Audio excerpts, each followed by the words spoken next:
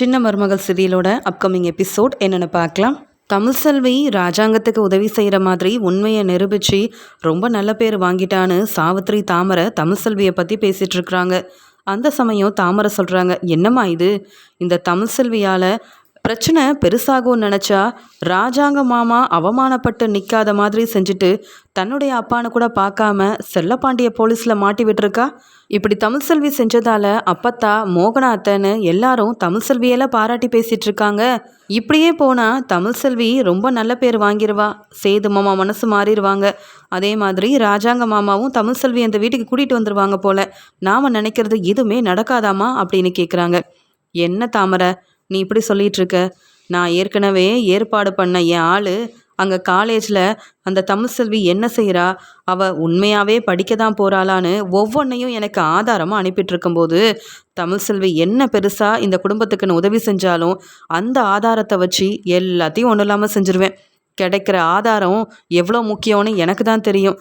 சேதுக்கிட்ட மட்டும்தானே இப்போ இது எல்லாத்தையுமே காட்டியிருக்கேன். சேதுவே தமிழ்செல்வி மேலே எம்புட்டு கோவத்தில் இருக்கான். இதெல்லாம் ராஜாங்க அண்ணங்கிட்ட காமிச்சா தமிழ்செல்வி நிலைமை என்னாகும்? இப்போ சேது மட்டும் சந்தேகப்பட்டுட்டு இருக்கிறத அப்புறம் குடும்பத்தில் உள்ள எல்லாரும் தமிழ்செல்வி இப்படி தானே சந்தேகப்பட ஆரம்பிச்சிருவாங்க. இன்னும் கொஞ்ச நாள் தான், அதையும் நான் செய்ய தான் போகிறேன். ஏன்னா செல்லப்பாண்டியால் தப்பே செய்யாத என் ராஜாங்க அண்ணன் எல்லாரும் முன்னாடியும் அவமானப்படுற நிலைமை வந்ததுக்கப்புறமா இனி கண்டிப்பாக என்ன பெரிய நல்ல விஷயத்த இந்த தமிழ்செல்வி செஞ்சாலும் கண்டிப்பாக தமிழ்செல்வி குடும்பத்தை ராஜாங்க அண்ணன் நம்பவும் மாட்டார். அவங்கள தன்னுடைய சம்மந்தி குடும்பம்னு அவங்களுக்குன்னு எதுவும் செய்யவும் போகிறதில்ல. நீ கவலைப்படாம இரு. அது மட்டும் இல்லை, உனக்கும் சேதுவுக்கும் கல்யாணத்தை நான் செஞ்சு வைப்பேன். நீ எவ்வளோ கஷ்டப்பட்டிருப்ப. சேதுவை கல்யாணம் பண்ணிக்க போகிறோன்ற ஆசையில் மன மேடையிலேருந்து நீ எந்திரிச்சு வரும்போது அதை பார்த்துட்டு என்னால் தாங்கிக்க முடியல. எல்லார் முன்னாடியும் நானும் நீயும் எம்பிட்டு அவமானப்பட்டோம். தலை குனிஞ்சி மன்னிப்பு கேட்டு நின்னோம்ல, அதே நிலைமை தானே இப்போ தமிழ்செல்விக்கு இருக்குது. எல்லாத்தையும் நான் சரி செய்வேன். இந்த வீட்டோட மருமகளாக சேது கூட ஒன்று சேர்ந்து வாழ போகிறது நீ தான். ஒன்னால தான் இந்த சொத்து பணம்னு எல்லாத்தையும் நானும் அனுபவிக்கணும் தாமரை.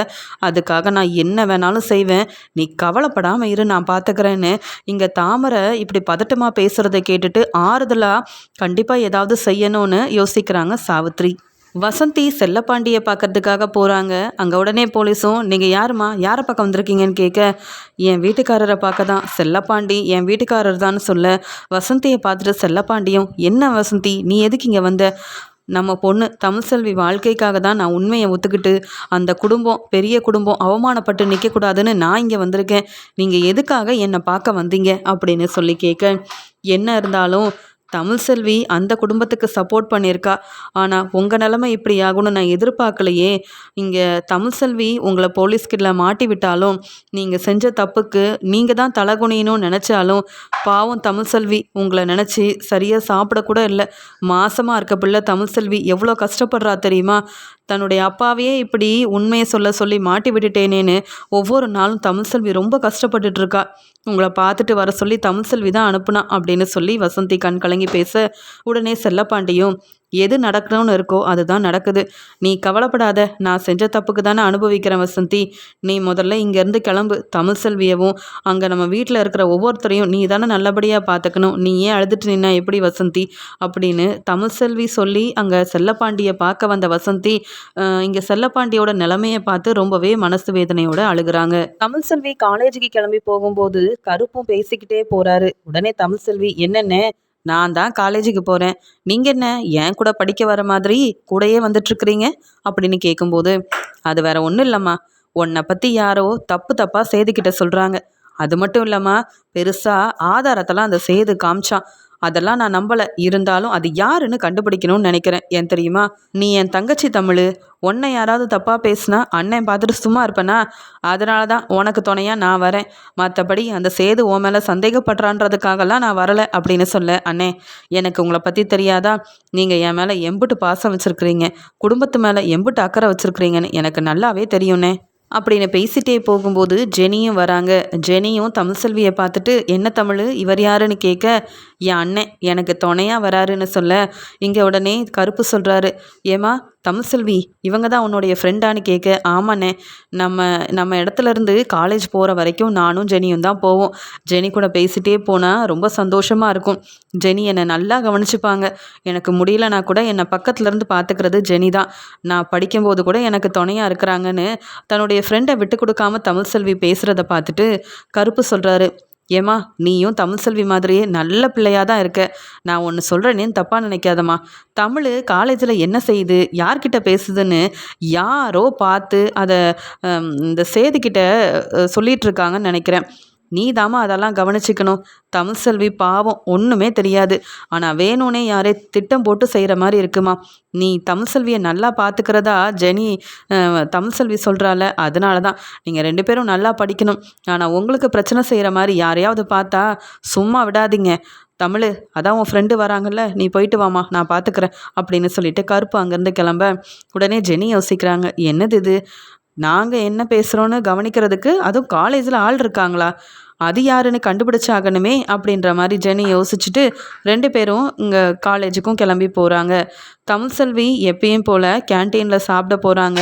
அங்கே சக்தியும் தமிழ்செல்வி கிட்ட, வா தமிழ், நல்லா இருக்கியா, ஆமாம் என்ன சாப்பாடு கொண்டு வந்த, வேணும்னா சொல்லு, உனக்கு நானே சமைச்சு தரேன்னு சொல்ல, உடனே ஜெனி சொல்கிறாங்க, வேண்டாம் வேண்டாம், வீட்டு சாப்பாடே சாப்பிடட்டும் அப்படின்னு பேசி சிரிச்சிட்ருக்குறாங்க.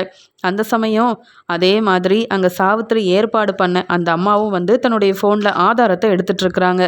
அப்போ தான் இங்கே ஜெனி சாப்பிட்டுக்கிட்டே பார்க்குறாங்க, யாராக இருக்கும், அந்த கருப்பண்ணன் சொன்னாரே, உண்மையாகவே நாங்கள் யார்கிட்ட பேசுகிறோன்னு கவனிக்கிறதுக்கு இங்கே யாராவது இருக்கிறாங்களா அப்படின்ற மாதிரி திரும்பி திரும்பி பார்க்குறாங்க. அவங்களுக்கு யாருமே சரியாக தெரியல. ஆனால் தமிழ்செல்வி அந்த சாவித்திரி அனுப்பின அந்த அம்மா மேலே சந்தேகப்படுறாங்க. இவங்க என்ன எப்போ பார்த்தாலும் நம்ம கேன்டீனுக்கு வரும்போதெல்லாம் பக்கத்துலேயே நிற்கிறாங்க, ஃபோனில் ஏதோ செய்கிற மாதிரியே நிற்கிறாங்க.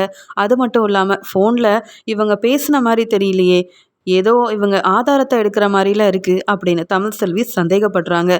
அந்த சமயம் தமிழ் உடனே தன்னுடைய ஃப்ரெண்டு அங்கே சக்தியை கூப்பிட்டு, நீ கொஞ்சம் எனக்கு உதவி செய்யணும், அந்த அம்மா அங்கே நிற்கிறாங்கல்ல, அவங்க என்ன செய்கிறாங்கன்னு பார்த்து சொல்லணும். ஏன்னா இவங்களால தான் எனக்கு பிரச்சனை வருதான்னு கண்டுபிடிக்கணும். நான் காலேஜுக்கு வர்றது, காலேஜிலேருந்து கிளம்புறது, ஏன் காலேஜில் நான் யார்கிட்ட பேசுகிறேன்ற வரைக்கும் அங்கே என் வீட்டுக்காரர் சேதுவுக்கு தெரியுதுன்னா, இங்கேருந்தே யாரோ அவங்களுக்கு இங்கே நடக்கிறத சொல்கிற மாதிரி தானே இருக்குது. நானும் இந்த அம்மாவை ஒரு 2-3 நாளாக கவனிச்சிட்டு வரேன். நான் எங்கே போனாலும் பின்னாடியே வராங்க, நான் என்ன செஞ்சாலும் என் பக்கத்தில் தான் நிற்கிறாங்க. பெருசாக நான் எதுவும் யோசிக்கல.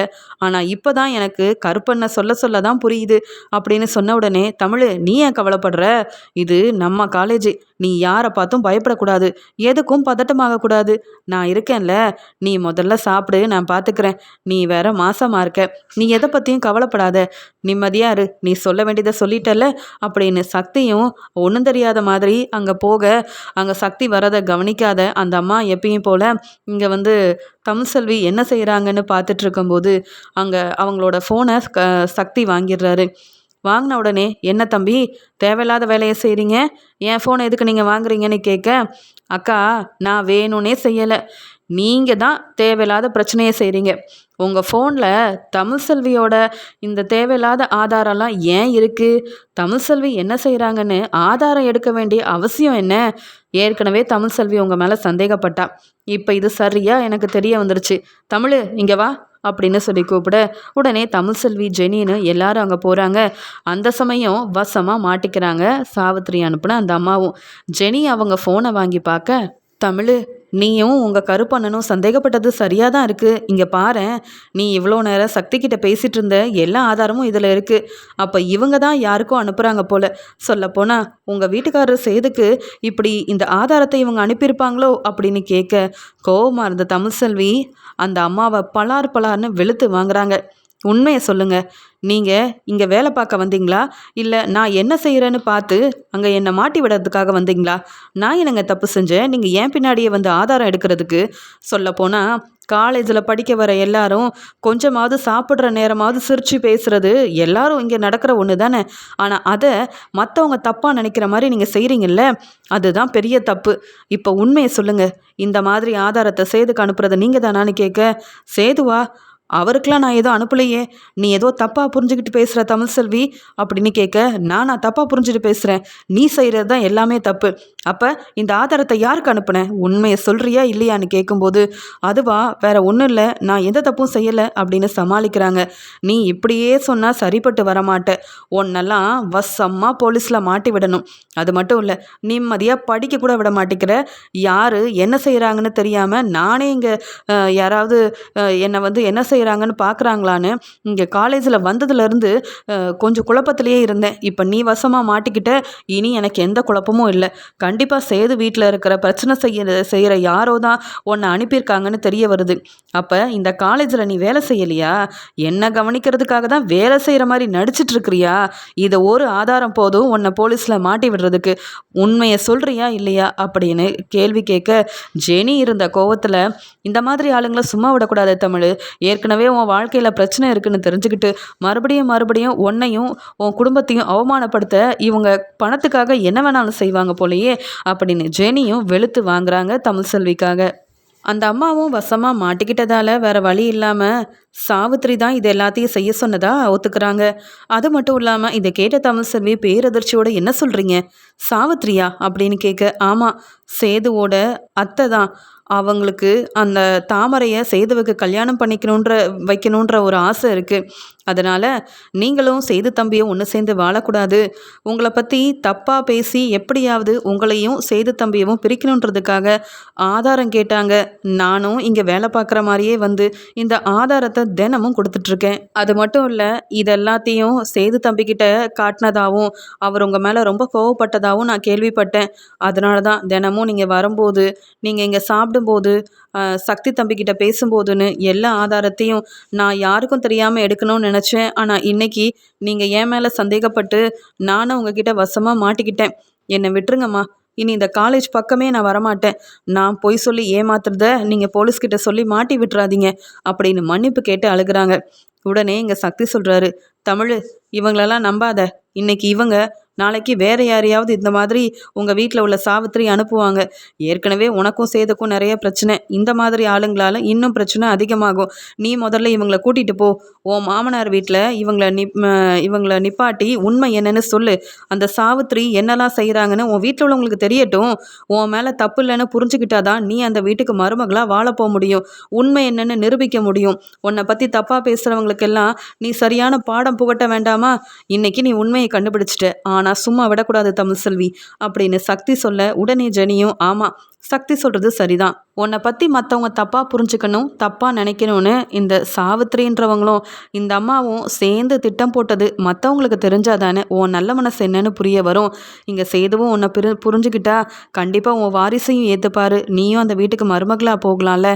அதுக்காக தான் இந்த அம்மாவை சும்மா விட்டுறாத, அந்த சாவித்திரியும் இந்த அம்மாவையும் கண்டிப்பாக நீ போலீஸில் மாட்டி விடணும். அதுக்கு முன்னாடி உன் மாமனார் வீட்டுக்கு கூட்டிகிட்டு போய் உண்மையை நீ சொல்லு, அவங்க இதெல்லாம் பார்த்தா புரிஞ்சுப்பாங்க.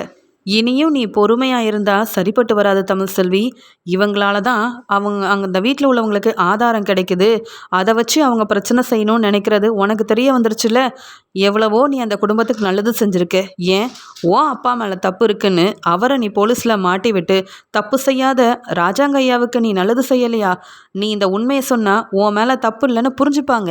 ஏன் சேது கூட சந்தேகப்படாமல் உன்கிட்ட மன்னிப்பு கேட்க நிறைய வாய்ப்பு இருக்குது அப்படின்னு ஒவ்வொருத்தரும் சொல்ல தமிழ்செல்வி, அப்போ இதுதான் சரியான முடிவு, இந்த அம்மாவை இப்படியே விடுறதை விட்டுட்டு ராஜாங்க வீட்டுக்கு கூட்டிகிட்டு போகணும், சரியான பதில் அவங்கக்கிட்டேருந்து கேட்டே ஆகணும், தப்பு செஞ்ச சாவித்திரியவும் இந்த அம்மாவையும் சும்மா விடக்கூடாதுன்னு தமிழ்செல்வி முடிவெடுக்கிறாங்க. தமிழ்செல்வி இங்கே சாவித்திரி அனுப்பின இந்த அம்மாவை கூட்டிகிட்டு ரொம்பவே கோவமாக சேதுவோட வீட்டுக்கு போகிறாங்க. அங்கே இருக்கிற அப்பத்தா மோகனானி எல்லாரும், வா தமிழ், ஆமாம் இது யாரையோ கூட்டிகிட்டு வரியே, தமிழ் எதுவும் பிரச்சனை இல்லைல்லன்னு கேட்க, அத்தை எதுவும் பிரச்சனை செய்ய வரலை, மாமா எங்க அப்படின்னு சொல்லி கேட்கும்போது, ஏம்மா எதுவும் பேசணுமா, உங்கள் அப்பாவை வெளியில் எடுக்கிறதுக்காக உதவி கேட்டு வந்தியான்னு கேட்கும்போது, என் அப்பா செல்லப்பாண்டி செஞ்சது தப்பு, என்னைக்கு அவரா வெளியில் வராரோ வரட்டும். தப்பு செஞ்சவருக்கு சரியான பதில் கிடைக்க வேண்டாமா? இப்போ என்ன அவமானப்படுத்தணும்னு இந்த வீட்டில் உள்ளவங்க திட்டம் போடுறாங்க. அதை நான் சொல்லிட்டு போகிறதுக்காகவும், தப்பு செஞ்சவங்களுக்கு சரியான போலீஸில் அவங்கள வசமாக மாட்டி விடணுன்றதுக்காகவும் வந்திருக்கேன்னு சொல்லும்போது, உடனே ஈஸ்வரியும், என்ன தமிழ்செல்வி, நேற்று உங்கள் அப்பாவை மாட்டி விட்டுட்டேன்னு வந்து பேசி நல்ல பேர் வாங்கிட்டு போனேன். இன்னைக்கு என்ன செய்ய வந்திருக்க அப்படின்னு ஈஸ்வரி கேட்கும்போது, மாமா எங்க, ராஜாங்க மாமா வரணும், அவர்கிட்ட நான் பேசணும் அப்படின்னு தமிழ்செல்வி சொல்கிறாங்க. ராஜாங்கம் சேதுக்கிட்ட பேசிக்கிட்டே அங்கே வர தமிழ்செல்வி நிற்கிறத பார்த்துட்டு, என்ன, எதுக்காக தமிழ்செல்வி இங்கே வந்திருக்கா? சன்னாசி, என்ன ஏதுன்னு கேட்டு சீக்கிரமாக தமிழ்செல்வி இங்கேருந்து அனுப்பு. நான் யார்கிட்டேயும் பேச விரும்பலை. என்ன செய்து, நீ தான் வர சொன்னியா? ஏதாவது பிரச்சனையான்னு கேட்க எனக்கு தெரியாதுப்பா. இவகிட்ட பேசி ரொம்ப நாள் ஆகுது. நான்லாம் யாரையும் வர சொல்லவும் இல்லை, இவ முகத்தில் முழிக்கவே எனக்கு பிடிக்கல அப்படின்னு சொல்கிறாரு. அதுக்கு தமிழ்செல்வி சொல்கிறாங்க, அப்படி என்ன பெரிய நான் தப்பு பண்ணிட்டேன்னு என் முகத்தில் முழிக்க கூட பிடிக்கலன்னு நீங்கள் சொல்கிறீங்க? இந்த வீட்டில் உள்ளவங்க செய்யாத தப்பையா நான் செஞ்சிட்டேன் அப்படின்னு கேட்குறாங்க. உடனே ராஜாங்கம் பேரதிர்ச்சியோட தமிழ் பேசுகிறத கவனிக்க அங்கே தாமரை தன்னுடைய அம்மா சாவித்திரியோட வந்து நிற்க, தமிழ்செல்வி கூட அவங்க அனுப்பின அந்த அம்மா நிற்கிறத பார்த்துட்டு 2 பேரும் திருன்னு முழிக்கிறாங்க. என்ன, இந்த அம்மா வசமாக மாட்டிக்கிட்டாங்களா? அதான் தமிழ்செல்வி இங்கே கூட்டிகிட்டு வந்து நியாயம் கேட்குறாளா என்ன அப்படின்னு அங்கே நடக்கிறத கவனிக்க ஆரம்பிக்க தமிழ்செல்வி சாவித்திரியை பார்த்து சொல்கிறாங்க, நீங்கள் திருந்தவே இல்லையா? உங்களுக்கு இல்லை வேற வேலை இல்லையா? இதே வீட்டில் இருந்துக்கிட்டு வீட்டில் இருக்கிறவங்களுக்கு பிரச்சனை செஞ்சீங்க. நான் தான் இந்த வீட்டில் இல்லையே, அப்புறம் எதுக்கு எல்லார்கிட்டையும் என்னை தப்பாக பேசுறதுக்கு இந்த அம்மாவை வச்சு ஆதாரம் கேட்டு வாங்குறீங்களாமே? ஆதாரம் கேட்டு வாங்கினா மற்றவங்க என்னை தப்பாகவே புரிஞ்சுப்பாங்கன்னு யாருங்க சொன்னது? உண்மை என்னன்னு எனக்கு தெளிவாக தெரியும். நீங்களா உண்மையை சொல்கிறீங்களா, இல்லை போலீஸை வர வைக்கட்டுமான்னு சாவித்திரியை பார்த்து கேட்க, தமிழ், என்ன நீ ரொம்ப திமிரா பேசிகிட்டு இருக்க? யார் முன்னாடி நின்று பேசுகிறேன்னு பார்த்து பேசு. எங்கள் ராஜாங்க அண்ணன் முன்னாடி நின்று பேசிகிட்டு இருக்க. இப்போ என்ன உனக்கு என்ன பிரச்சனைன்னு கேட்க, நீங்கள் தாங்க பிரச்சனை செய்கிறீங்க, என்னை படிக்க விட மாட்டிங்களா? நீங்கள் முதல்ல யாருங்க என்னை பற்றி தப்பாக பேசுகிறதுக்கும் ஆதாரம் கிடைக்கணும்னு இந்த அம்மாவை ஏற்பாடு பண்ணுறதுக்கும்? நீங்கள் செஞ்சதெல்லாம் வெளியில் சொன்னால் யாரும் உங்களை மதிக்க கூட மாட்டாங்கன்னு சொல்ல, உடனே சேது, என்ன நடந்திருக்குன்னு தெளிவாக சொல்லு, ஒன்றும் புரியல.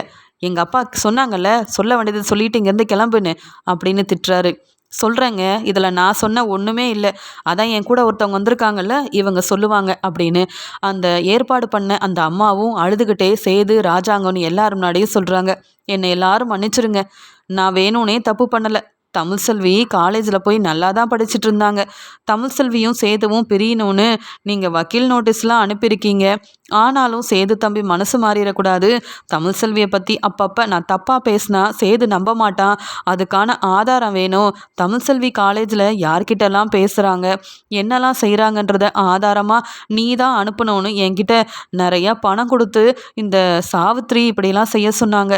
நானும் அங்கே எனக்கு சரியான வேலை இல்லை, அதனால் காலேஜில் வேலைக்கு சேர்ந்த மாதிரி நடித்து இவங்களை கவனிக்கிறதுக்காகவும் ஆதாரத்தை அனுப்புறதுக்காகவும் காலேஜுக்கு போனேன்.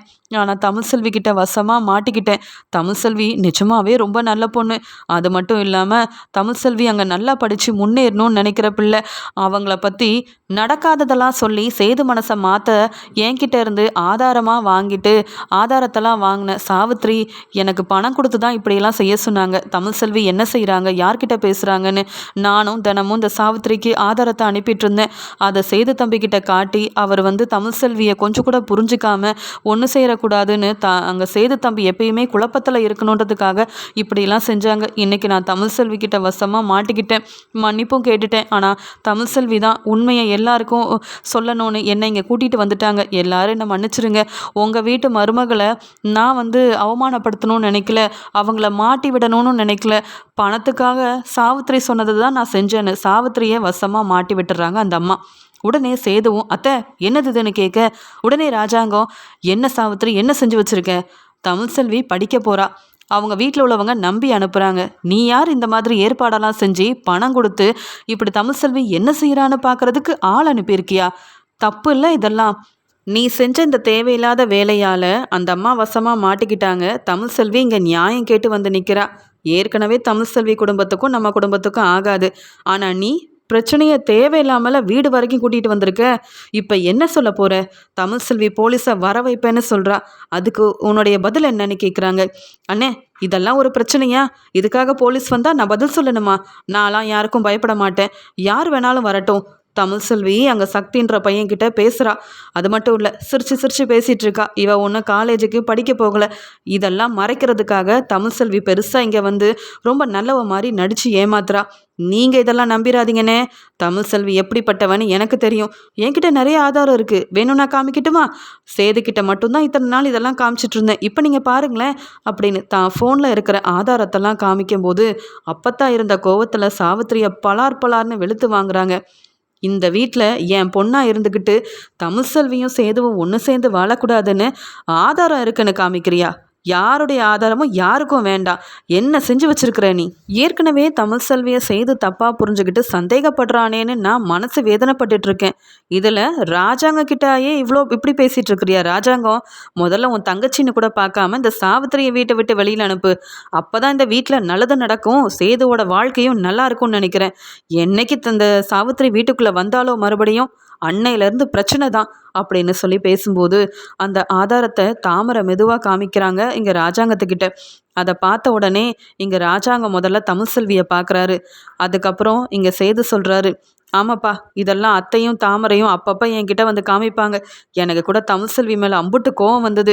என்னவோ இந்த தமிழ்செல்வி படிச்சுட்டு இருக்கும்போதே இந்த சக்தி வந்து தமிழ்செல்வியை விரும்பினானா, நான் கல்யாணம் பண்ணிக்கிட்டேன்னா அதனால் அவன் பெருசாக இப்போ தமிழ்செல்வியை பார்த்துட்டு நல்லா சிரித்து பேசிகிட்டு இருக்கிறான். இந்த சக்தியவும் தமிழ்செல்வியவும் நம்பக்கூடாதுப்பா. அத்தை சொல்கிறது சரிதான்னு சொல்ல கோவமான ராஜாங்கம், போதும் சேது, அடுத்தவங்கள பற்றி தப்பாக பேசக்கூடாது. அவங்க எப்படி இருக்கிறாங்கன்னு சொல்கிறதுக்கு நாம யார்? தமிழ்செல்வி இப்போ இந்த வீட்டில் இல்லை. அதனால் தமிழ்செல்வி என்ன செஞ்சாலும் அதை நம்ம கேள்வி கேட்கக்கூடிய இடத்துலையும் இல்லை. அது மட்டும் இல்லாமல் நீ தமிழ்செல்வி கூட வாழ விரும்பலல்ல, அப்புறம் நீ எதுக்கு தமிழ்செல்வியை சந்தேகப்படணும், தப்பாக நினைக்கணும்? முதல்ல புரிஞ்சுக்கோ. காலேஜுக்கு போகிற இடத்துல இப்படி பேச தான் செய்வாங்க. அவங்க சாப்பிடும்போது அங்கே இருக்கிறவங்க கிட்ட பேசாமல் எப்படி அங்கே படித்து முடிக்க முடியும்? நீங்கள் எல்லாரும் செய்கிறது ரொம்ப பெரிய தப்பு. தமிழ்செல்வி இங்கே வந்து சாவித்திரி பெரிய தப்பு பண்ணியிருக்கா. சேதுவோட மனசை மாற்ற அந்த அம்மாவை ஏற்பாடு பண்ணி பணம் கொடுத்தது எல்லாமே தப்பு. உன் படிப்புக்கு பிரச்சனை செஞ்ச சாவித்திரியை நீ என்ன செய்யணும்னு நினைக்கிறியோ செய். போலீஸை வர சொல்லு, மாட்டி விடு. அப்போயாவது அந்த சாவித்திரி திருந்துறாளான்னு பார்ப்போன்னு சொல்ல அந்த வசமாக மாட்டிக்கிட்ட அம்மாவும் இங்கே ராஜாங்கம் முன்னாடி அழுகிறாங்க. ஐயா, நீங்களாவது சொல்லுங்கள், எனக்குன்னு குடும்பம் இருக்குது. இவங்க போலீஸில் என்னை மாட்டி விட்டுட்டா அதுக்கப்புறம் என் வீட்டில் உள்ளவங்கெல்லாம் கஷ்டப்படுவாங்க. அப்புறம் என் வீட்டுக்காரர் என்னை வீட்டுக்குள்ளேயே வரவிட மாட்டார் அப்படின்னு சொல்லி அழுகிறாங்க. அதுக்கு தமிழ்செல்வி சொல்கிறாங்க, அடுத்த குடும்பத்துக்கு பிரச்சனை செய்யணும்னு நினைக்கும் போது சந்தோஷமாக இருக்குது. இதே உங்கள் குடும்பத்துக்கு பிரச்சனை வரக்கூடாதுன்னு நினைக்கிறீங்களே, என்னங்க இருக்க நியாயம்? நான் ஏற்கனவே போலீஸ்க்கு ஃபோன் பண்ணி வர வச்சுருக்கிறேன். அவங்க உங்களை கூப்பிட்டு போய் வெளுத்து வாங்குவாங்க. இனி என்ன மாதிரி மற்றவங்களுக்கு நீங்கள் 2 பேரும் பிரச்சனை செய்யாமல் இருப்பீங்கள்ல, அதுக்காக தான் என்னை படிக்க விடாமல் பிரச்சனை செஞ்சு இப்படி தேவையில்லாத ஆதாரத்தை காமிச்சு சேது மனசை மாற்றி சேதுவும் நானும் ஒன்று சேரக்கூடாதுன்னு திட்டம் போட்டதா உங்கள் 2 பேர் மேலேயும் நான் தான் கம்ப்ளைண்ட் கொடுத்துருக்கேன்னு சொல்லி தமிழ்செல்வி ரொம்பவே கோவமாக பேசிகிட்டு இருக்கும்போது ராஜாங்க வீட்டுக்கு போலீஸும் வந்துடுறாங்க. யாருமா தமிழ்செல்வி, யாருமா எங்களுக்கு ஃபோன் பண்ணி வர சொன்னதுன்னு கேட்க, நான் தான் ஐயா. இந்த 2 பேரும் திட்டம் போட்டு நான் காலேஜுக்கு போகும்போது என்ன செய்கிறேன், இங்கே யார்கிட்டலாம் பேசுகிறேன்னு இந்த மாதிரி ஆதாரத்தெல்லாம் எடுத்து வச்சுக்கிட்டு என் குடும்பத்தில் உள்ளவங்கக்கிட்ட என்னை தப்பாக பேசி புரிய வச்சு என்னை ரொம்ப அவமானப்படுத்திட்டாங்க. என்னை படிக்க விடாமல் செய்யணுன்றதுக்காக இவங்க 2 பேரும் இப்படி திட்டம் போட்டிருக்காங்கன்னு சொல்ல அங்கே வந்த போலீஸும், ஆமாம்மா தமிழ்செல்வி, நீ தானே அந்த டாக்டருக்கு படிக்கணும்னு மொய்விருந்து ஏற்பாடெல்லாம் செஞ்சு ரொம்ப கஷ்டப்பட்டு காலேஜில் சேர்ந்துருக்க, உன்னை பற்றி தான் எல்லாரும் பேசிக்கிறாங்களே அப்படின்னு சொல்ல, ஆமாங்க, நான் தான் அது. ஆனால் நான் படித்து முன்னேறணும்னு நினைக்கிறேன். என் வாரிசுக்காக நான் நல்லா படிக்கணும்னு ஆசைப்பட்றேன். இப்படிப்பட்ட ஆளுங்களால் பிரச்சனைக்கு மேலே பிரச்சனை வருது.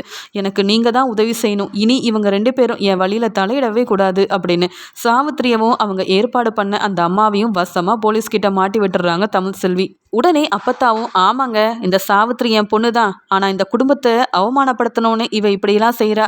தமிழ்செல்வி என் பேத்தி தான், அவள் படிக்கணும்னு நினைக்கிறா, அவள் மேலே எந்த தப்பும் இல்லை. இதே வீட்டில் இருந்துக்கிட்டு எங்கள் பணத்தை எடுத்து அடுத்தவங்க கிட்ட கொடுத்து இப்படி தேவையில்லாத வேலையெல்லாம் செஞ்சிட்ருக்கிற சாவித்திரியை சும்மா விடாதீங்க. கூப்பிட்டு போய் நல்லா வெளுத்து வாங்குங்க. இந்த வீட்டில் இருக்கிறத விட அவெல்லாம் வெளியில் இருக்கணும். அப்போ தான் அவளுக்கு குடும்பத்தோட அருமை பெருமைனா என்னன்னே புரிய வரும் அப்படின்னு இங்கே வந்து அப்பத்தாவும் தமிழ்செல்விக்கு சப்போர்ட் பண்ணதால் தப்பு செஞ்ச சாவித்திரி அவங்க ஏற்பாடு பண்ண அந்த அம்மானு 2 பேரும் போலீஸ்கிட்ட மாட்டிக்கிறாங்க. அவங்க 2 பேரையும் போலீஸ் எல்லாரும் முன்னாடியும் வெளுத்து வாங்குறாங்க. உடனே சாவித்திரியால் தாங்க முடியல.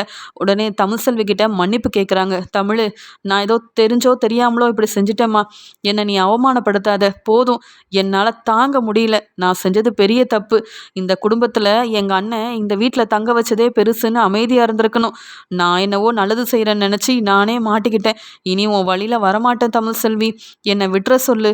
பாவம் தாமரை, அவள் தனியாக இருப்பா, அவள் வாழ்க்கை நல்லா இருக்கணும்னு நினச்சேன், நீ தான் இந்த வீட்டுக்கு வரமாட்டேன்னு சொல்லிட்டு போயிட்டியே, மறுபடியும் நீயும் சேதுவும் ஒன்று சேர்ந்துட்டா சேதுவுக்கும் தாமரைக்கும் கல்யாணம் நடக்காதுன்றதுக்காக இப்படியெல்லாம் செஞ்சு ஒன்றை அவமானப்படுத்தணும்னு நினச்சேன், சேதுவுக்காக இந்த வீட்டுக்கு நீ என்னைக்கும் வந்துடக்கூடாதுன்னு நினச்சேன், ஆனால் நீ இப்படி போலீஸை வர வைப்ப, என்னையும் இந்த அம்மாவையும் மாட்டி விடுவேன்னு நான் எதிர்பார்க்கல, என்னை மன்னிச்சிருமா, நான் யார்கிட்ட வேணாலும் மன்னிப்பு கேட்குறேன், ஆனால் நீ கொடுத்த கம்ப்ளைண்ட்டை வாபஸ் வாங்கிற தமிழ் செல்வி அப்படின்னு சொல்லி அழுகிறாங்க.